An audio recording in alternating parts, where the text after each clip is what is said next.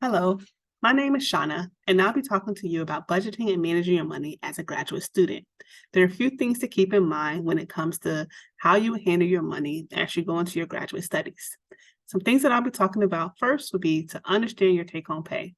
Oftentimes, what you actually take home and what you think you're taking home are two different things. That's due to taxes and other deductions that may come directly out of your paycheck. So the first thing you do when you understand your stipend and how much money you're getting paid is to understand out of that, how much will you actually be taking home? When you have that number, you then need to know your numbers. Create a simple budget. Break down where your money will be going each month. This can be as detailed or specific as simple or as detailed as you like. A simple budget would be the 50-30-20 budget. In this case, 50% goes toward your needs. That can include housing, food, shelter, the things that you absolutely need to stay alive and to function as a student.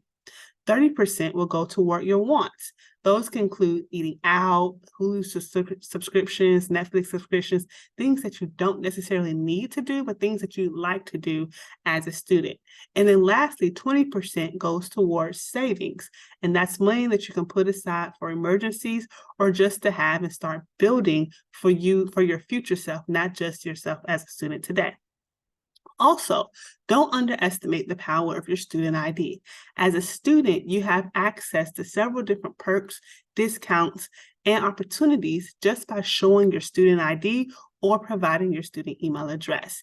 This can be as little as 5 or 3% off or something, all the way up to a program or system or access to something for free. So don't underestimate the power of your student ID and the use of your student email. And lastly, but most importantly, is to pay yourself first. When it comes to your stipend, the first thing you want to do is how much are you going to pay yourself? Set up a savings account and put that money in there every month. So those are some of the tips that I have for you as a graduate student. 1, understand your actual take-home pay. 2, know your numbers, create a simple budget. 3, understand the power of your student ID. And last but not least, always pay yourself first. I hope you've enjoyed this video. Bye.